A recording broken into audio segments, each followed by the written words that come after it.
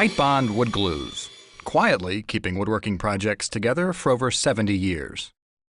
Travel mugs, like this one, are a great project. Now when you look at that, it looks like one big chunk of wood, but really the way to do this is with what's called stave construction. What we'll do in order to get a stave put together is make sure we're using the right glue, get our staves ready. Now that's kind of the tricky part, is assembling those staves so that we can turn a nice cylinder from them. That's what this is going to be all about, are the techniques required in order to put a stave together for projects like this or any other project that requires stave construction. Stave construction starts here at the table saw because I have to rip all my staves to the right angle and the right width. So because we're going to use an 8-sided stave, what I need to do is cut them at 22.5 degrees. What I've done with all my pieces for my blanks is I've cut one edge on each piece at 22.5 degrees, just like this one. Then I'm going to be ready for the ripping step. On the ripping step, what I'll be doing is putting this knife edge up against the fence, make a cut, flip it, the other knife edge against the fence, flip it, keep going until I run out of wood, then I'll move on to the next piece.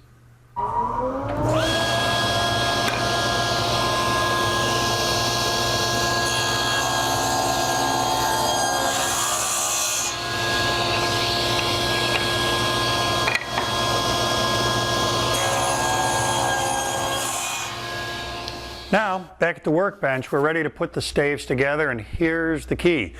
Don't try to assemble all 8 at one time. We're going to do this in subsections, then do a little bit of work in between, get the subsections put together to make an absolutely perfect stave. Talk about a couple things here. I've got masking tape on the bench. That's going to serve as my clamp. I've also got my glue ready to go. Now, what I'm working on here is a travel mug, so I'm using a glue that is going to provide a waterprooficity so that I don't have to worry about moisture and the glue joint. If I were putting staves together for a planter, which is pretty common for stave construction, same thing, I'd want a good waterproof glue on that. So next step here, we can get started on putting everything together into those subsections. Get the parts ready for gluing by starting with your clamp, your masking tape. So what I'll do is put the short faces all down on my bench.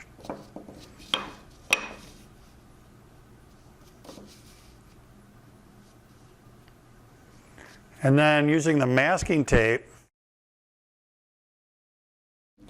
I'll hook that around one side, draw those knife edges tight against each other,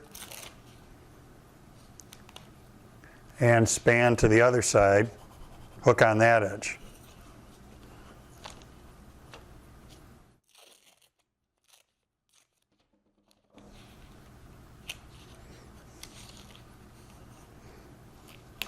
Then do the same thing to the other 4 pieces.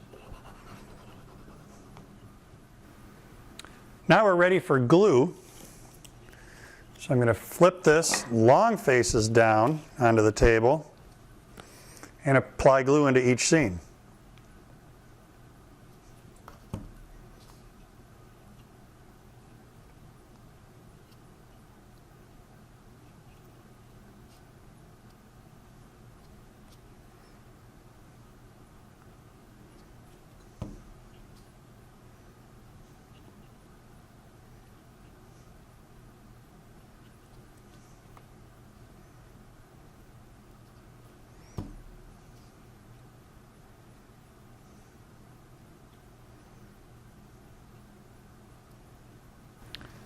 Then we're ready for the clamping step, which will be get another piece of masking tape, pull these seams closed, and you'll be surprised at just how much stress that masking tape hinge on the other side is capable of taking. And then bridge across the opening and put that tape in place.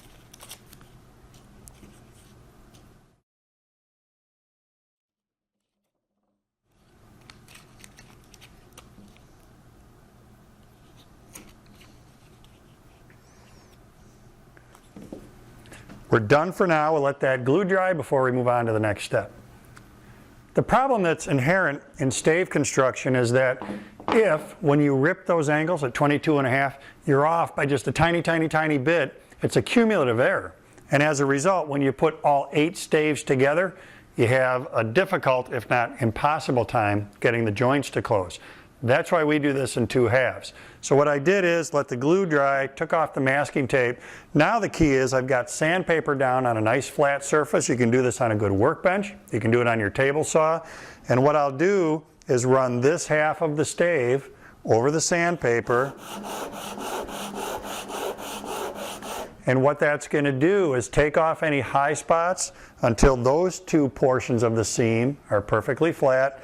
I'll do the same thing to the other half until it's perfectly flat. And the way I'll know is I'll keep testing them by putting them together, make sure it closes. When I get that right, I can do the final assembly.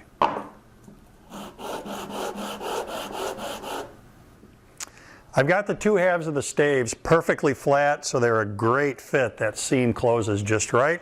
So I'm going to use that same waterproof glue that I used earlier, and we'll do the final assembly.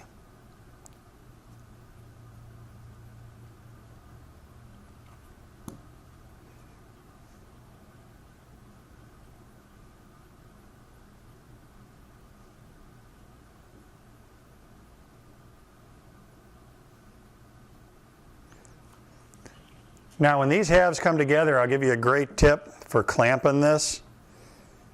Hose clamps are wonderful for this. What I would do is get a bunch of 4-inch hose clamps. And then if you're doing a bigger stave assembly and these aren't quite long enough, the other thing you can do is put them together, and you can put as many together as you need to in order to get a bigger clamp. So these will do a great job of pulling these halves closed.